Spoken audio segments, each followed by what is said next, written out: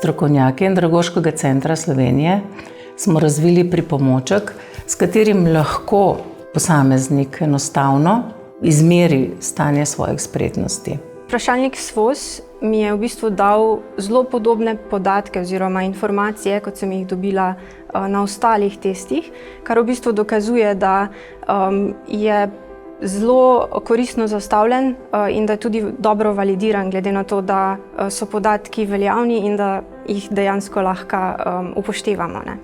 SWOS je spletni vprašalnik, je brezplačen, meri pa temeljne spretnosti, na voljo pa v bistvu vsem uporabnikom, se pravi vsem prebivalcem.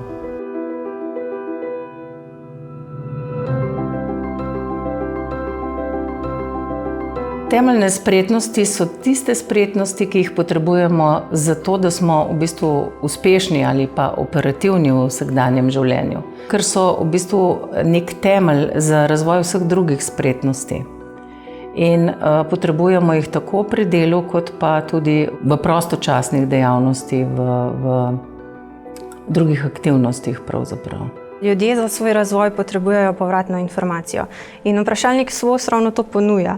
Torej da povratno informacijo o potencialih, o nekih močnih področjih posameznika in pa o razvojnih področjih. Ljudje, ki na delovnem mestu živijo svoje potenciale, so tudi hkrati bolj produktivni, bolj zadovoljni, bolj zavzeti in to je dejansko tisto, kar si podjetja želimo.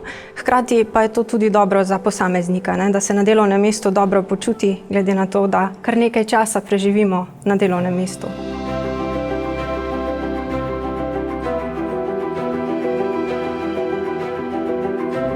Nam kot izobraževalcem rezultati SWOS-a nudijo zelo uporabne informacije, ki nam pomagajo pri ugotavljanju potreb posameznikov in potem posledično pri oblikovanju izobraževalnih programov, delavnic.